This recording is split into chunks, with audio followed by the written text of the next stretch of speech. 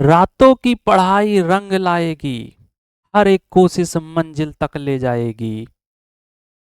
हौसलों की उड़ान आसमान पार, अगर करेंगे मेहनत तो सबके आएंगे 400 पार। तो मैं हूँ राजगीर गुरुजी, सबका स्वागत करता हूँ अपने नए वीडियो में। और इस वीडियो में मैं लेकर के आया हूँ क्लास 10 का मैथ, जो कि मेरा फेवरेट सब्जेक्ट है। तो इस मैथ के मैथ में मैं ढेर सारे ऑब्जेक्टिव क्वेश्चन लेकर के आया हूँ। अगर ये ऑब्जेक्टिव आप क्लियर कर लेते हो, ऐसे ऐसे ही क्वेश्चन एग्जाम में आएंगे, तो अगर आप पढ़ लेते हो तो आपके भी आ जाएंगे 400 पार।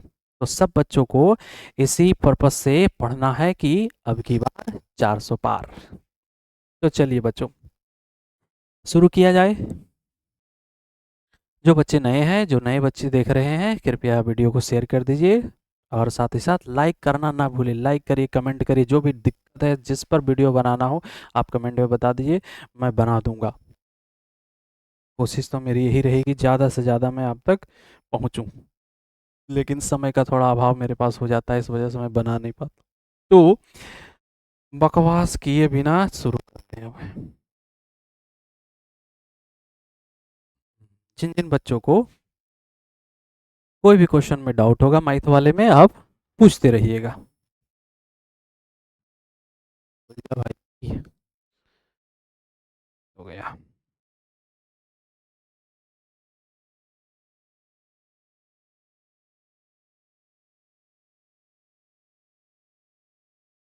तो सबसे पहला क्वेश्चन हम देख लेते हैं। यदि p तथा q दो अभाज्य संख्या है तो उनका मौसा क्या होगा। तो देखिए, p और q दोनों अभाज्य संख्या, अभाज्य संख्या मतलब क्या होता है बच्चों? अभाज्य संख्या का मतलब होता है कि जो स्वयं और एक से कटता है उसे अभाज्य संख्या कहते हैं। तो अभाज्य संख्या, दो अभाज्य संख्या, जैसे दो अभाज्य संख्या ले लेते हैं, 3 ले लेते हैं, 5 ले लेते हैं, दोनों का यदि हम मौसा निकालेंगे, 3 और 5 का हम मौसा निकालेंगे, तो 3 5 का मौसा जब भी निकलता है तो वो निकलता है 1। कितना निकलता है? 1। जैसे देख लीजिए, 3 इकाई 3, यहाँ बचा 2, अब ये 3 उतारेंगे, 2 इकाई 2, फिर 1 बच गया। अब ये 2 यहाँ उतारेंगे तो 1 दूनी 2, देखिए 1 से कटा ना। तो कोई भी दो अभाज्य संख्या रहे और उसका म स पूछे तो सीधे आप लगा देंगे कि उसका म स होता है 1। क्या होता है बच्चों? 1।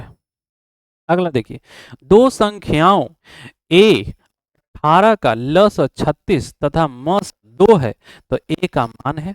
दो संख्याओं, दो संख्या a है और 18 का ल स 36 है और म स 2 है तो a का मान क्या होगा? को जब संख्या है ये है जिसमें से a और 18 का लसा 36 है, मसा 2 है, तो a का मान क्या होगा? तो आप ये फार्मूला पहले पढ़े होंगे, सबसे पहला चैप्टर में फार्मूला था कि a गुना b इक्वल टू एलसीएम गुना एचसीएफ।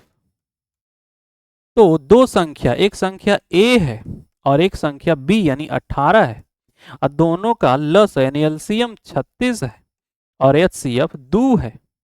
तो देखिए कैसे निकलेगा ये का मान? बस 18 को हम उन्हें पटक देंगे, इसको 18 होने गया, यानी गुना में था, होने जाएगा भागा में, 18 दूनी 36, तो a बराबर 2 दूनी 4। कितना है बच्चों? 2 दूनी 4। तो कौन सही जवाब हमारा होगा? 4। अगला क्वेश्चन, 5 15 20 के लस मस का अनुपात क्या होगा? तो 5 15 20 के लस मस निकाल लेते हैं, तो दोनों का अनुपात फिर कर लेंगे। तो 5 तो खैर टूटेगा नहीं, 15 3 पचे 15, 20 हो जाएगा 2 गुना 5, 2 दूनी 4, 4 पचे 20, टूटा ना। तो एचसीएफ कैसे निकालते थे बच्चों? तो एचसीएफ में क्या करते थे कि इसको हम क्या कर लेते थे, कॉमन, तो जोड़ा लगाते थे, तो एचसीएफ हो गया हमारा 5। और एलसीएम कैसे निकलता था? तो एलसीएम में पहले ही 5 लिख देते थे और जितना ही बचा हुआ रहता था सबको गुना कर देते थे। तो 5 दिया 15, 15 दूनी 30, 30 दूनी 60, 5 दिया 15, 15 दूनी 30, 30 दूनी 60। ये हमारा एलसीएम आ गया। अब क्या पूछा गया कि लस मस का अनुपात, तो ऊपर लस और नीचे म स, ल स म स। तो ल स कितना हो गया 60, अब म स कितना हो गया 5, 12 × 5 = 60 यानी 12/1 हो गया, 12/1 यानी 12:1 बोलेंगे, 12:1। अगला क्वेश्चन, 0 और 50 के बीच विषम संख्या होगा। 0 और 50 ऐसे ही देख लिए, 0 और 50 के बीच यानी 0 से लेके 50 तक कितने संख्या होते हैं 50, उसमें आधा सम होंगे आधा विषम होंगे, तो 25 हमारे क्या हो जाएंगे विषम संख्या हो जाएंगे। सबसे छोटी अभाज्य और सबसे छोटी भाज्य संख्या का गुणनफल, सबसे छोटी अभाज्य संख्या और सबसे छोटी भाज्य संख्या, तो चलिए देख लेते हैं अभाज्य, सबसे छोटा अभाज्य संख्या कौन होता है 2, और सबसे छोटा भाज्य संख्या कौन, तो 4 है ना, ये होता है अभाज्य, ये अभाज्य कहलाता है और ये भाज्य कहलाता है। ये सबसे छोटका भाज्य है, ये सबसे छोटका अभाज्य है। अब दोनों के गुना करेंगे तो 4 दूनी 8, तो कौन सही जवाब होगा, सी नंबर आपका सही जवाब होगा 8। अगला नंबर, निम्न में कौन सी अभाज्य संख्या है, ये देखिए कौन अभाज्य संख्या, तो अभाज्य क्या बताए थे आपको, अभाज्य वही होता है जो 1 और 100 से कटता है, 1 और 100 से कटने वाला कौन है 29। अगला क्वेश्चन, यदि 65 तथा 117 का मौसम 65 m - 117 है के रूप में है तो m का मान क्या होगा। देखिए 2020 में पूछा गया क्वेश्चन बच्चों, है ना, 2020 में ऐसा क्वेश्चन आ जाएंगे तो कैसे बनाएंगे, 65 और 117 का मौसम 65 - 117 के रूप में है तो m का मान क्या होगा। तो देखिए 65 117, 65 को तोड़ेंगे 13 × 5, 117 को तोड़ेंगे तो 13 नमा 17 से, यानी कि अगर हम इसका HCF निकाल लेते हैं, HCF, तो HCF 13 आता है, और अगर LCM निकाल लेते हैं तो LCM आता है 13 × 5 × 9, यानी 13 × 5 = 65 और 65 नमा 9 × 5 = 45 के 5 बाकी 4, 9 × 6 = 54, 54 और 4 58, यानी 585। देख लेते हैं एक बार, 9 × 5 = 45 के 5 बाकी 4, 9 × 6 = 54, 54 और 4 हो गया 58, ये क्या हो गया बच्चों, ये हो गया LCM या HCF। तो क्वेश्चन में कुछ ही कह रहा था कि 65 और 117 का मस इस रूप में, तो हमको मतलब मेन रूप से मस से है, LCM निकालने की ऐसी आवश्यकता तो थी नहीं, पर अगर LCM निकालना हो, अगर ऐसा क्वेश्चन आ गया LCM में तो ऐसे निकाल लीजिएगा। तो हमारा मतलब है HCF से, तो HCF हमारा 13 है, तो HCF 13 है, तो HCF का रूप कितना दिया था 65 m - 117, तो HCF बराबर 65 m - 117, तो HCF आया कितना, HCF आया 13, तो लिखेंगे 13, यहाँ हो गया 65 m - 117, तो -117 को इन्हें भेज देते हैं तो आ जाएगा +117, यानी हो गया 65 m। अब 117 अब 13 जोड़ देंगे तो कितना हो जाएगा, तो हो जाएगा 17 13 130 बराबर 65 m। अब 65 गुना में नहीं आ जाएगा तो भागा में, तो m बराबर कट के कितना आ गया 65 दूनी 130, यानी m बराबर आ गया 2। क्या आ गया बच्चों, m बराबर 2, क्या है बच्चों, m बराबर 2 आ गया। तो इस तरह के क्वेश्चन रहेंगे एकदम इस तरह से जैसा मैं बनाया हूँ, HCF कहा था, HCF निकाल लेंगे, HCF की तुलना जो HCF दिया है उससे कर लेंगे और m का मान हम निकाल लेंगे। अगला है 2 10 20 के लघुमशक का, देखिए उसी तरह का क्वेश्चन है, 2 का 10 का और 20 का, तो 2 को तोड़ेंगे 2, 2 पचे 10, यहाँ हो जाएगा 2 दूनी 4, 4 पचे 20, तो हमारा HCF कितना आ गया, HCF आ गया 2, और LCM, तो LCM कैसे निकालते हैं बच्चों, पहले HCF ले लेते हैं और इसमें भी जो कॉमन होता है उसमें से भी हम एक ही को लिखते हैं, फिर ये वाला बचा हुआ 2, तो 2 पचे 10, 10 दूनी 20, तो लसम मसा का HCF यानी 20/2, तो हमारा कट के आ गया 10/1। देखिए लसा ये हो गया, मसा ये हो गया, लसा ऊपर लिखा गया, मसा नीचे काट दिए तो आ गया 10:1, 10:1 यानी बी नंबर। अगला क्वेश्चन, यदि a और b अभाज्य संख्या है तो a और b का लसा क्या होगा। देखिए बाबू a और b दोनों अभाज्य अलग अलग संख्या है, तो जब भी लसा निकलता है तो लसा में दोनों को गुना कर दिया जाता है, दो संख्या अगर अलग अलग है दोनों संख्या गुना कर देंगे तो हो जाएगा AB, क्या हो जाएगा बच्चों AB। अब 6 8 22 का लसम असम अनुपात क्या होगा, तो फिर से देखिए 6 8 22, 6 को तोड़ेंगे 2 तिया 6, 8 को तोड़ेंगे 2 दूनी 4 दूनी 8, इसको तोड़ेंगे 2 गुना 11। तो हमारा एचसीएफ क्या आ गया? एचसीएफ हमारा आ गया, और एलसीएम पहले तो ये 2 लिख देंगे एचसीएफ वाला, फिर जितना बचा है कोई कॉमन अब हो नहीं रहा है तो सबको क्या कर देंगे एक साथ लिख देंगे। 2 तिया 6, 6 दूनी 12, 12 दूनी 24, 24 गुना 11। 2 तिया 6, 6 दूनी 12, 12 दूनी 24, 24 और 11 को गुना कर देते हैं। 4 इकाई 4, 2 इकाई 2, 4 इकाई 4, 2 इकाई 2, 4, 4 और 2 6 और ये 2 264। 264 आ गया क्या? ये 264 आ गया एलसीएम, और लसम मसा का अनुपात करा तो 264 ऊपर रख दीजिएगा और नीचे रखिएगा 2, तो 2 से काटेंगे 132, यानी 132 अनुपात 1। 132 अनुपात 1 आएगा बच्चों, क्या आएगा? 132 अनुपात 1। अगला देखेंगे, कितने दो अंकों की संख्या 3 से विभाज्य है? कितने कितने दो अंकों की संख्या 3 से विभाज्य होगी? तो बड़ा प्रश्न आ गया, कितने दो अंकों की संख्या। तो सबसे पहले छोटका देख लिए, छोटका 10 है, सबसे छोटा जो 2 अंक वाला है वो 10 है, और सबसे जो बड़ा है वो 99 है। यानी 10 और 99 के बीच 3 से कटने वाला, 3 से कटने वाला हमको संख्या चाहिए कि कितने संख्या होते हैं। तो सबसे पहले हम अगर 10 और 20 के बीच देखते हैं, 10 और 20 के बीच अगर हम देखते हैं तो कितने संख्या आते हैं? और बच्चों कितने संख्या 10 और 20 के बीच? तो 10 और 20 के बीच अगर देखते हैं तो 10 12 आता है, 15 आता है और 18 आता है। ठीक है, 10 और 20 के बीच देखते हैं तो 12 15 18 आता है।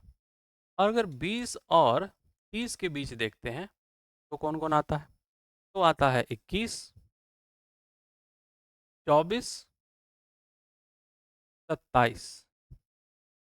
उसी तरह से 30 और 40 के बीच देखते हैं तो आता है 33 36 40। उसी तरीका से 40 और 50 के बीच देखते हैं तो आता है 42 45 और 42 45 48। इस तरह से अगर देखते जाते हैं तो देख रहे हैं इसमें भी 3 गो है, इसमें भी 3 गो है, इसमें भी 3 गो है, इसमें भी 3 गो, सब में 3 गो है। तो इस आधार पे देखा जाए तो 50 से 60 में भी 3 गो होगा, 60 से 70 में भी 3 गो होगा, 70 से 80 में भी 3 गो होगा, 80 से 90 इसमें भी 3 गो होगा, और 90 से जो 99 आया यानी 90 से जो 100 के बीच आया उसमें भी 3 गो। तो देखिए सबको जोड़ लीजिए, 3 3 6 3 9 3 12 3 15 3 18 3 21 3 24 और 3 27। 27 हुआ या 1 2 3 5 6 7 8 9 9 27, हाँ 27 आया, 27 आ गया बच्चों। लेकिन अब इस 27 आया, इसमें कुछ एक्स्ट्रा भी आएंगे। अब कहीं कहीं का ऑप्शन में तो 27 नहीं आया सर, लेकिन इसमें देखिएगा ना तो आप ये देखिएगा कुछ ना कुछ कॉमन आ रहा है। जैसे 30 को तो हम इसमें लिए नहीं, एक 30 बढ़ गया तो कितना हो गया? 27 आया तो 27 से 28 हो गया, 30 हुआ एक। फिर 60 देखिए, 60 भी एगो एक्स्ट्रा हो गया, तो 27 से 28 हुआ, तब 28 से हो गया क्या? 29। फिर एक और आ जाएगा 90, ये भी 3 का से विभाज्य है। तो इस तरह से 27 उधर आता है और 3 इधर से एक्स्ट्रा आता है, यानी 27 और 3 कितना होता है? 30। यानी 30 ऐसे संख्या होंगे जो 3 से विभाज्य होंगे और 2 अंकों वाले होंगे। यानी 30 संख्या ऐसे होंगे जो 3 से विभाज्य होंगे और 2 अंकों वाले होंगे। तो याद रखिएगा, इस तरह से एक को भी निकाल लीजिएगा और बाद तीनों को एक्स्ट्रा जोड़ लीजिएगा, तो इस तरह से आ जाएंगे। ये तो कॉमन सी बात है। अब √3 है एक, √3 क्या है? √3 एक अपरिमेय संख्या है, पढ़े होंगे। अपरिमेय संख्या किसे कहते हैं? जो p बटा q के रूप में ना हो और p और q पूर्णांक ना हो और q इक्वल टू 0 हो सकता है, उसे कहते हैं अपरिमेय संख्या। √3 क्या है? एक अपरिमेय संख्या है। अगला क्वेश्चन, निम्नलिखित में कौन सी अभाज्य संख्या है? कौन सी? अब देखिए कौन सी अभाज्य संख्या, तो अभाज्य संख्या भी आपको बताए थे कि अभाज्य संख्या वो होता है जो एक औसवाई से कटे, तो एक औसवाई से कटने वाला है 13। अगला क्वेश्चन, यूक्लिड विभाजन एल्गोरिथम दो धनात्मक पूर्णांकों के निम्न में किसे परिकलित करने का तकनीक है। यूक्लिड विभाजन एल्गोरिथम का प्रयोग हम किस लिए करते हैं बच्चों, सबको पता है, म से निकालने के लिए। म से निकालने के लिए हम यूक्लिड विभाजन का प्रयोग करते हैं, यूक्लिड विभाजन एल्गोरिथम का प्रयोग करते हैं। अगला है रूट दो, क्या है बच्चों, रूट दो अभी बताया था, अपरिमेय संख्या है। अगला देखिए, दो परिमेय संख्याओं के बीच अधिकतम कितनी परिमेय संख्या हो सकती है, तो अनंत हो सकती है। दो परिमेय संख्याओं के बीच में बहुत सारे अनंत परिमेय संख्या हो सकती है। एक वृत्ताकार पथ पर तीन धावक एक ही स्थान पर दौड़ना शुरू करता है। ऐसा क्वेश्चन एकदम इजी होता है, एकदम एक बार तुक्का में बना लीजिएगा। जैसे ही ऐसा क्वेश्चन दे कि वृत्ताकार पथ पर तीन धावक एक ही स्थान से दौड़ना शुरू करता है, एक को 1 घंटा पहुंचने में, एक को 3, एक को 5 घंटे में, आपस में मिलने में लगता है, ऐसा क्वेश्चन आएगा, तीनों का एलसीएम निकाल लीजिएगा। ऐसे देखिए 5 या 15, यानी एलसीएम आएगा 15। कितना घंटा बच्चों, 15 घंटे के बाद तीनों मिल जाएंगे। अगला, एक वृत्ताकार पथ पर तीन धावक, फिर वही क्वेश्चन, एक वृत्ताकार पथ पर तीन धावक, ऐसा क्वेश्चन आया, सीधे क्या करेंगे, इसका इसका इसका एलसीएम लीजिए, साथ ही एलसीएम निकाल देते, 2 4 6, 2 1 2, 2 दूनी 4, 2 तिया 6, फिर तो ये निकलेगा नहीं, यानी 2 दूनी 4, 4 तिया 12, 12 घंटे लग जाएंगे। कितने लग जाएंगे, 12 घंटे। दो क्रमिक सम संख्याओं का एचसीएफ, दो क्रमिक यानी लगातार दो को यदि सम संख्या आए, देखिए सम संख्या, दो क्रमिक सम संख्या यानी 2 आए एक 4 आए, तो इसका जो एचसीएफ होगा वो 2 होगा। एचसीएफ क्या होगा, 2। कोई भी सम संख्या लगातार रहे, है ना, और दो को लगातार केवल संख्या रहे, सम नहीं रहे, लगातार रहे, तो उसका एचसीएफ 1 होता है। लेकिन यहाँ सम संख्या बताया गया है, इसीलिए जब सम संख्या बोल दिया गया है तो इसका एचसीएफ होगा 2। अगला, सबसे छोटी पूर्ण वर्ग संख्या जो 16 20 24 प्रत्येक से भाज्य हो। सबसे छोटी पूर्ण वर्ग संख्या, देखिए सबसे छोटी और पूर्ण वर्ग संख्या होना चाहिए, पूर्ण वर्ग भी होना चाहिए, यानी 16 20 24 का। इसमें क्या करेंगे, इसमें हम इसका एलसीएम निकालेंगे, 16 का भी एलसीएम, तो 16 का एलसीएम कैसे निकलेगा, देखते हैं। 2 दूनी 4, 4 दूनी 8, 8 दूनी 16, 20 का निकालते हैं, 2 गुना 5 गुना 2 5 दूनी 10 20, 24 को तोड़ते हैं, तो 2 गुना 2 गुना 2 दूनी 2 दूनी हो गया 4, 4 दूनी हो गया 8, और 8 दिया हो गया 24, तोड़ दिए हम। तो एलसीएम पहले निकाल लेते हैं।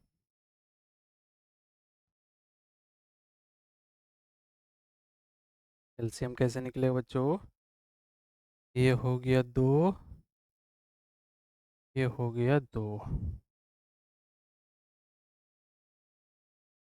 तो एचसीएफ पहले कर लेते हैं किनारे, 2 और 2 यानी कि 4 हो गया 4। अब ये 4 पहले लिख लेते हैं, और बचल का, और बचलकों में कुछ कॉमन हो रहा है, जैसे देखिए ये और ये कॉमन हो रहा है, तो ये एक को 2 लिखाएगा, फिर सब अलग अलग है, तो फिर सबको लिख देंगे 2 गुना 5 गुना 3, 4 दूनी 8, 8 दूनी 16, 16 पचे 80, और 80 तिया यानी 8 तिया 24, 240। तो ये हमारा एलसीएम आया, है ना, यानी 240 आ गया हमारा ऐसा संख्या जो 16 से 20 से 24 तीनों से भाज्य हो जाएगा, तीनों से कट जाएगा।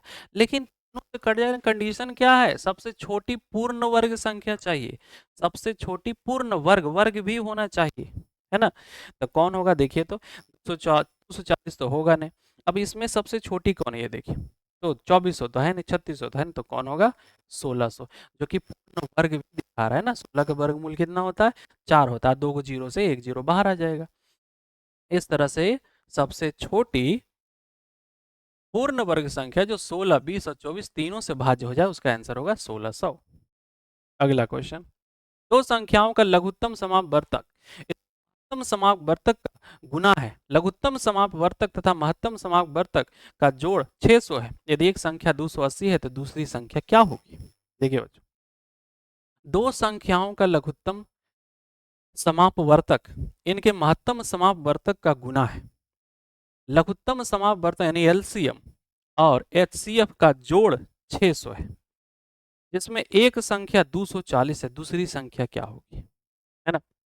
अब देखिए ऐसा क्वेश्चन रहेगा, तो अगर ज़्यादा कुछ नहीं समझ में आए तो सबसे आसान वाला लाइन समझिए, कि लघुत्तम समावर्तन यानी एलसीएम और एचसीएफ दोनों का जोड़, एलसीएम जोड़ एचसीएफ दोनों का जोड़ 600 है। तो हमको कोशिश तो यही करना होगा कि दो गो संख्या है इसमें, दोनों का एचसीएफ एलसीएम निकाल के जोड़ेंगे तो 600 आ जाएगा, जिसमें एक संख्या दिल्ली भी है कि 280 एक संख्या है। अब 280 एक संख्या है तो दूसरा का संख्या होगा कौन, तो ऑप्शन में से कोई ना कोई एगो होगा। तो काहे ने हम दोनों का एचसीएफ एलसीएम निकाल के जोड़ के देख लेते हैं, है ना। तो सबसे पहले क्या कीजिएगा, 40 को रख के देख लेते हैं, देखते हैं बगल में। पहले तो 280 को तोड़ लेते हैं। तो 280 को तोड़ेंगे तो 280 कैसे टूटेगा, देखिए तोड़ लेते हैं। 280 हम तोड़ते हैं, 2 से 2 इकाई, 2 चौके 8, 2 से 2 सते 14, 2 से हो गया 35, फिर 2 से हो गया, नहीं 2 से नहीं हो गया, 5 से लगेगा, 5 सते 35। तो इस तरह से तोड़ेंगे तो 2 गुना 2 गुना 2 गुना 2 गुना 2 गुना 5 गुना 7 आता है। अगर हम 40 को तोड़ करके देखते हैं, 40 को देख लेते हैं, तो 2 से 20, 2 से 10 और 2 से 5, यानी 2 गुना 2 गुना 2 गुना 2 गुना 2 गुना 5 आ गया इतना। अगर हम इसका एचसीएफ निकाल लेते हैं, 2 2 2 यानी 2 गुना 2 गुना 2 यानी 8। और अगर हम एलसीएम निकालते हैं, 8 ये वाला और वो 5 भी आ रहा था, 2 दूनी 4, 4 दूनी 8, 8 25 40, ये नहीं होगा 40 होगा, इसको मिटा रही थी।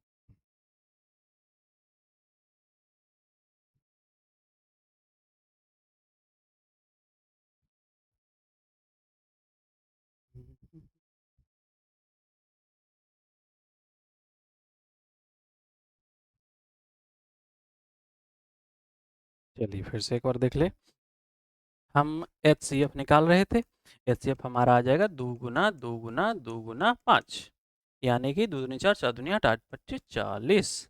और एलसीएम क्या निकल जाएगा हमारा, तो 40 ये वाला और साथ में 7, तो 7 चौके 28, 7 चौके 28 280, ये हमारा एलसीएम आ गया और वो हमारा एचसीएफ आ गया। तब देखिए क्या कहा गया, दोनों का जोड़ होना चाहिए, दोनों का जोड़ कहा गया, दोनों का जोड़ 600 होना चाहिए। अब जोड़ के जरा देखते हैं, दोनों को हम जोड़ के देख, 280 और 40 अगर ऐसे भी जोड़िएगा तो 600 होगा, नहीं होगा 600, यहीं पर कैंसिल हो गया, यानी कि ये 40 नहीं होने वाला है। तो अब क्या करेंगे हम, अब करें क्या, तो अब हम करेंगे 80 को ले लेते हैं, चेक कर लेते हैं 80 को। चलिए कर लेते हैं फिर से चेक, सबको हटा देते हैं। 40 भैया जी तो हुआ नहीं, 40 कुछ देर के लिए चले जाइए। अब देखते हैं 80 को करके, तो मैं 80 को तोड़ लेता हूँ। ये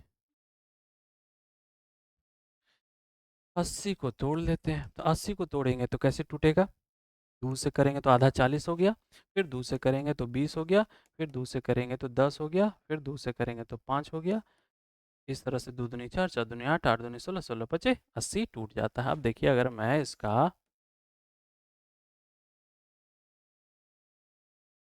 एचसीएफ निकालूं तो एचसीएफ कितना आएगा, 2 दूनी 4 दूनी 8 25 40। अगर मैं एलसीएम निकालूं तो 40 और गुना में बचा हुआ जो लिख देंगे, 7 गुना 2, तो 7 दूनी 14, 14 चौके 56 यानी 560। देखिए 560 और 40 जोड़ देंगे तो कितना आ जाएगा, 600 आएगा ना, यानी दूसरा संख्या हमारा निकल गया कि नहीं तुरंत, 80 आएगा। दूसरा संख्या कौन होगा, 80, यानी कहने का मतलब हुआ पहला संख्या 280 है तो दूसरा संख्या 80 है, जिसका लसा मसा जब जोड़ेंगे तो 600 आ जाएगा, यानी इसका सही जवाब क्या है, तो 80 है। अगला देखिए, किसी पूर्णांक m के लिए सम संख्या का रूप क्या है, किसी पूर्णांक m के लिए, कोई भी पूर्णांक संख्या m के लिए सम संख्या का रूप क्या हो सकता है। तो देखिए ध्यान से देखिएगा, m कोई संख्या, m बराबर हम कुछ रख लेते हैं, m बराबर कोई भी सम संख्या, चलिए 2 ले लेते हैं, ठीक है। m के लिए सम संख्या का रूप, नहीं नहीं सॉरी सॉरी, m संख्या, ये चारों जो ऑप्शन दिए गए हैं इसमें कोई भी संख्या अगर रखते हैं m के जगह पर तो सम संख्या देगा। तो देखिए कौन सा ऐसा यहाँ कंडीशन अप्लाई करेंगे जिससे सम संख्या बने। तो अगर यहाँ पर m के जगह कुछ संख्या रख लेते हैं, कोई भी नॉर्मल सी संख्या 1 रख लेते हैं। तो अगर यहाँ रखते हैं 1 जोड़ 2 तो ये बन जाता है 3। देखिए विषम बन गया। और यहाँ अगर रखते हैं हम 1 तो यहाँ क्या बनेगा, 2 इकाई 2, 2 1 3, ये भी 3 बन गया, ये भी विषम बन गया। लेकिन यहाँ अगर रखते हैं 2 गुना 1 तो ये 2 बनता है यानी सम बनता है। यहाँ भी अगर रखते हैं 2 गुना 1 माइनस 1 तो 1 बनता है, ये भी विषम बनता है, यानी ये भी विषम बन गया, ये भी विषम बन गया, ये भी विषम बन गया। तो संख्या को बना यानी 2m। तो हमारा सही जवाब कौन होगा, 2m। यानी 2m एक ऐसा रूप होगा जिसमें कोई भी संख्या रखिएगा तो हमेशा सम संख्या का रूप बनेगा, हमेशा सम संख्या बनेगा। अब ये कहता है 3.27 क्या है, ये 3.27 क्या है, तो यह एक अपरिमेय संख्या है ना। जब रेकरिंग चढ़ा हुआ रहे तो समझ जाइएगा ये एक अपरिमेय संख्या है। अगला, निम्नलिखित में कौन अभाज्य संख्या है, कौन अभाज्य संख्या है। देखिए कौन अभाज्य संख्या है, अभाज्य संख्या बताए थे ना, जो 1 और स्वयं से कटता है यानी 23 जो है वो अभाज्य संख्या है। अगला क्वेश्चन, दो लगातार संख्याओं का मसा है, दो लगातार संख्याओं का मसा क्या होगा, दो लगातार संख्या का मसा, दो को लगातार संख्या होगा तो उसका मसा हमेशा 1 होता है। अभी जस्ट मैं कुछ देर पहले बताया था कि दो सम संख्या लगातार सम संख्या रहे तो उसका मसा 2 होता है, लेकिन लगातार संख्या केवल रहे तो उसका मसा 1 होता है। अगला, 5005 के कितने अभाज्य गुणनखंड हो गए। देखिए आपके चैप्टर से 5005 के कितने अभाज्य गुणनखंड हो गए, तो 5005 को तोड़ लेंगे तुरंत। क्या चीज़ से टूटेगा ये, तो ये टूटेगा सबसे पहले, अब ये आसान लग रहा है 5 से, तो 5 से लगा देंगे।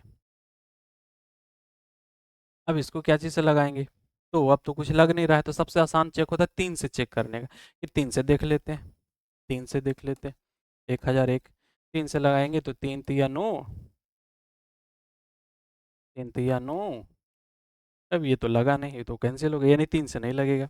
अब 5 से तो लग ही चुका है, 5 से ऐसे नहीं लगेगा, तो 7 से देख लेते हैं। अगर हम 7 से देख लेते हैं 1001 के, तो 7 इकाई 7, यहाँ 3 जीरो, क्या होगा 7 चौके 28, 2 1 बच गया, सत्याक लीजिए कट गया कि नहीं, यानी 143 बार में 7 से कट जाएगा। अब क्या चीज़ से कटेगा ये, 143, 4 और 3 7 से तो अब कटेगा नहीं। 11 से देख लेते हैं, 11 से तो हो जाएगा 11 इकाई 11 और बचेगा 3, 11 तिया 33। तो इस तरह से जो अभाज्य गुणनखंड हुआ कई गो में हुआ, 1 2 3 4, यानी 4 हिस्सा में इसका अभाज्य गुणनखंड टूटता है। तो 4 हिस्सा में जो टूटा तो यही आंसर होगा 4। यानी 5005 के कितने अभाज्य गुणनखंड होंगे, तो 4 अभाज्य गुणनखंड होंगे। कितने होंगे बच्चे, 4 अभाज्य गुणनखंड होंगे। अगला देखिएगा, निम्नलिखित में कौन सी संख्या अभाज्य संख्या, देखिए अभाज्य संख्या जो 1 और स्वयं से कटता है यानी 13। अगला क्वेश्चन, यदि दो संख्याओं का गुणनफल 2116 है और उनका मस 19 है तो लस क्या होगा। पढ़े होंगे लस बराबर यानी एलसीएम बराबर होता है HCF बटा एलसीएम, सॉरी फॉर्मूला पढ़े थे कि दो संख्याओं का गुणनफल a गुना b बराबर एलसीएम गुना HCF है। तो दोनों का गुणनफल दिया है कि 2166 है और एलसीएम हमको नहीं दिया है, और हमको दिया क्या है, तो हमको दिया है HCF। कितना HCF, 19, 19 गुना में है, इसको इधर एकदम भेज देंगे, 19 ने चल आया, यानी हमको केवल भागा देने का काम बच गया। 19 से भागा दे देते हैं, 19 से भागा 2 1 6 6 में, तो 19 से कहाँ 19, अभी कितना बच गया, 21 में 19 यानी 2, 19 से कहाँ 19, 16 में से 9 गया तो कितना बचेगा 7 और 1 फिर 6। अब 19, 19 का के टेबल में कौन आ जाएगा, 19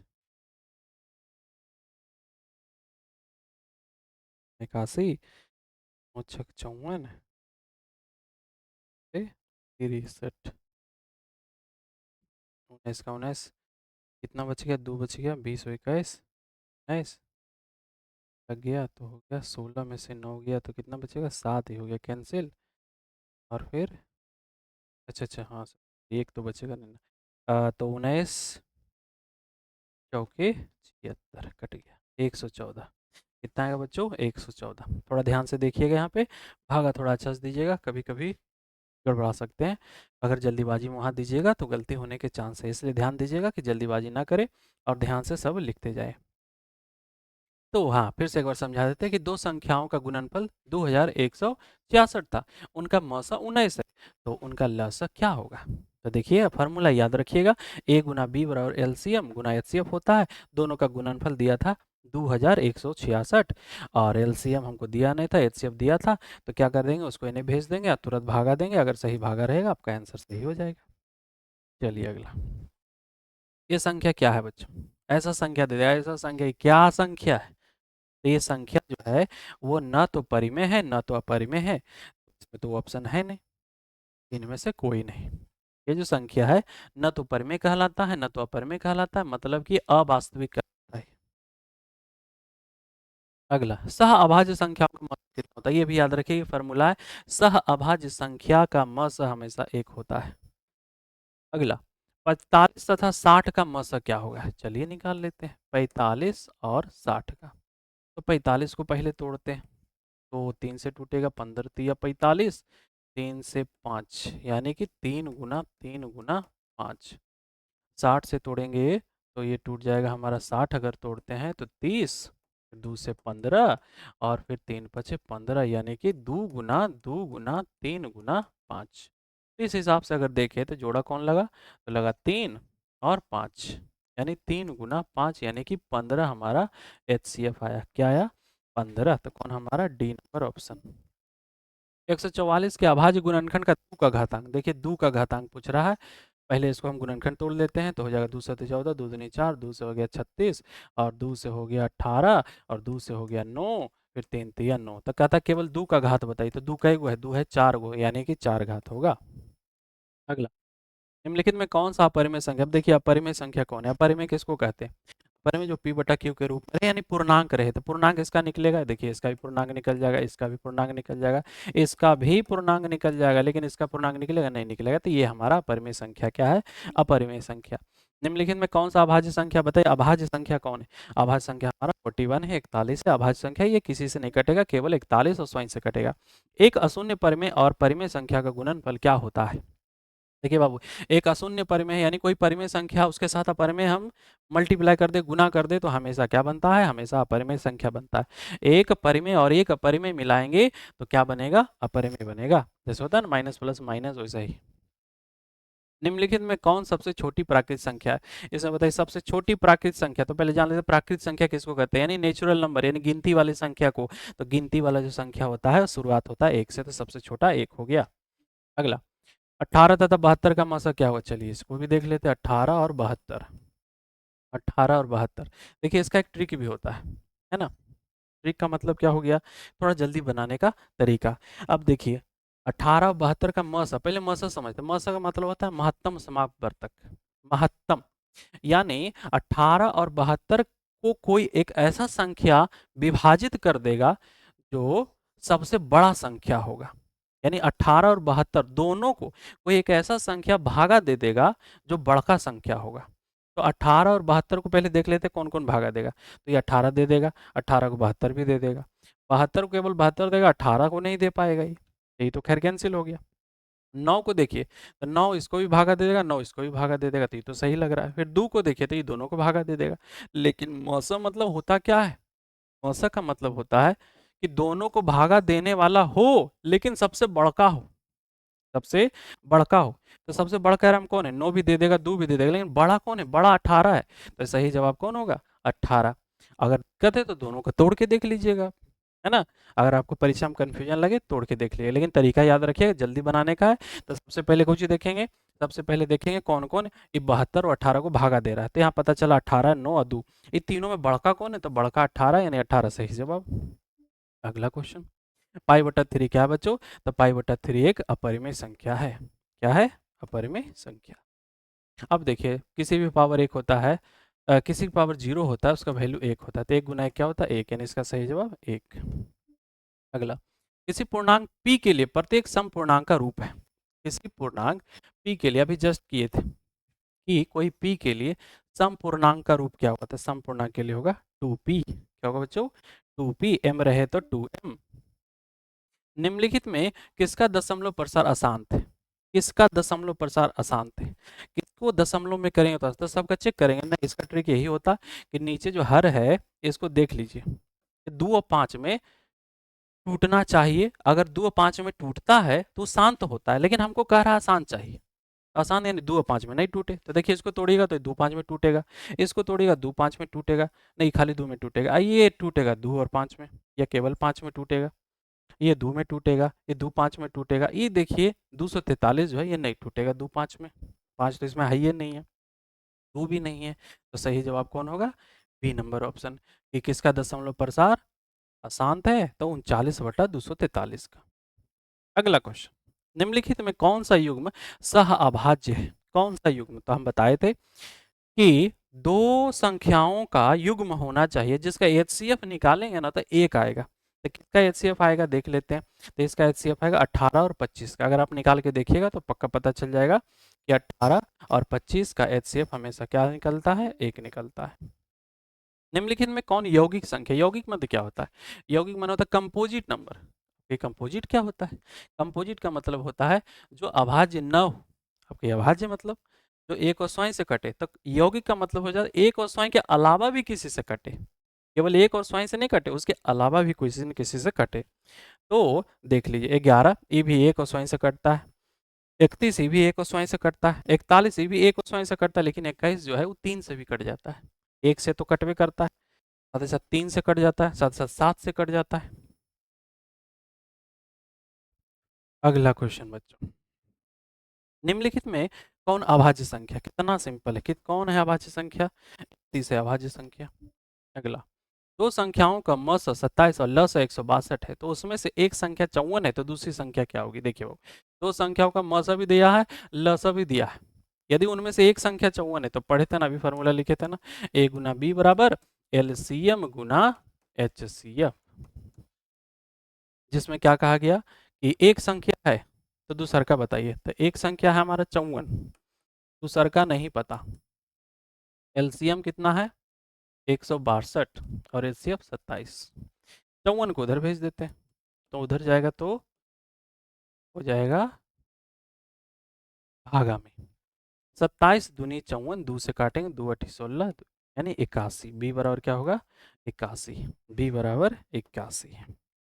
अगला क्वेश्चन, संख्याएं 15 21 का मौसा क्या होगा? अब देखिए फिर से आ जाते हैं मौसा पे, कहीं फिर से निकाले सर उतना टाइम रहेगा?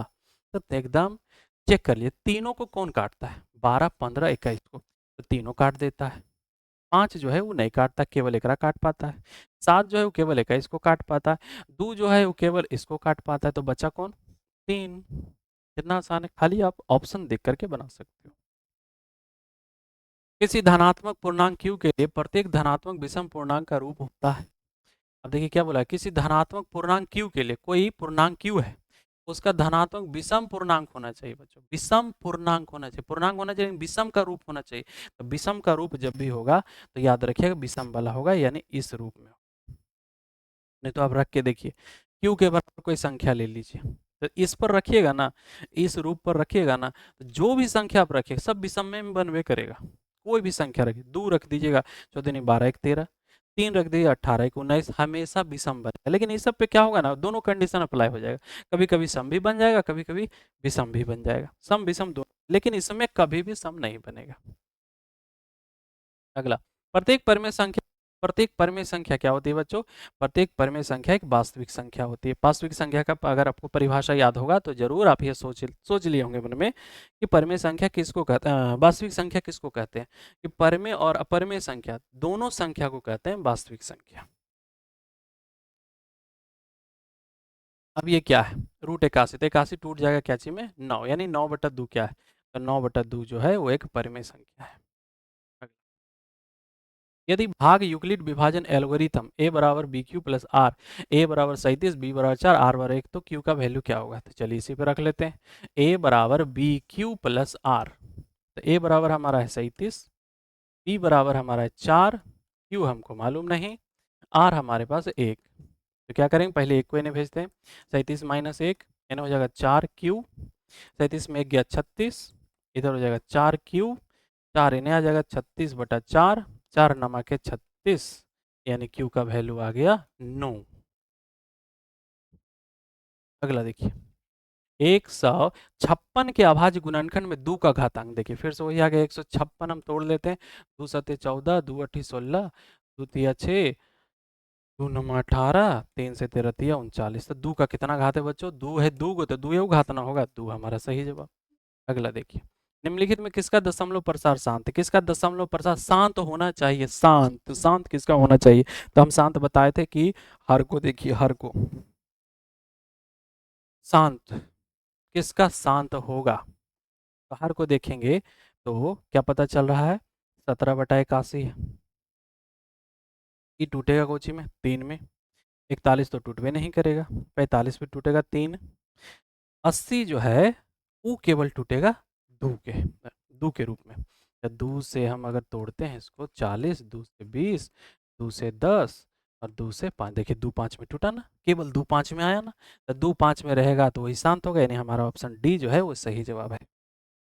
अगला देखिए, निम्नलिखित में किसका दशमलव प्रसार अशांत? अशांत किसका? अशांत यानी 2 5 में नहीं टूटना चाहिए। तो देखिए ये 2 में टूट जाएगा, 80 2 में टूट जाएगा, 121 ये नहीं टूटेगा, ये भी 2 में टूट जाएगा, यानी हमारा सही जवाब हो जाएगा 13/121। 64 के अभाज्य गुणनखंड 2 का घातांक।